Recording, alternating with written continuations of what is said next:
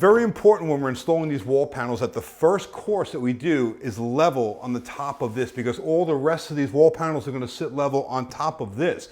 Now, especially in older homes, it's very common that the floor might be settled and out of level. So you want to always make sure you check the level on your floor first. And as you can see, we are slightly out of level on this floor.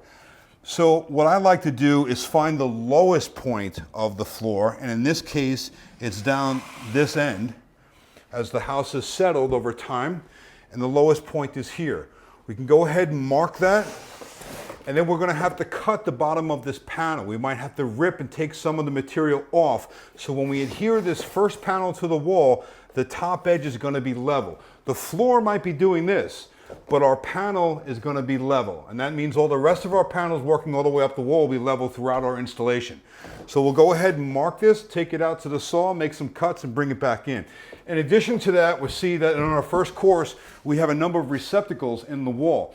And this is very common, as most walls will have electrical outlets on them. So we'll have to go ahead and mark this first course as well and make some cuts in the panel to accommodate these electrical receptacles.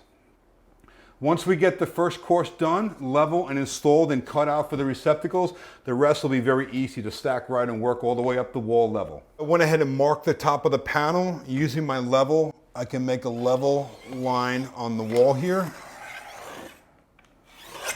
And if you have a chalk line, you can use that too to snap a straight line on the wall level. And that's where we're going to start the top of our panel. And then we're going to cut the floor, measure down and cut the floor out, rip it on the saw. So when we install our first course, the top is going to be level all the way across the wall. For more detailed instructions or information about these panels or any of the other great products from Barron Designs, check out their website at barrondesigns.com.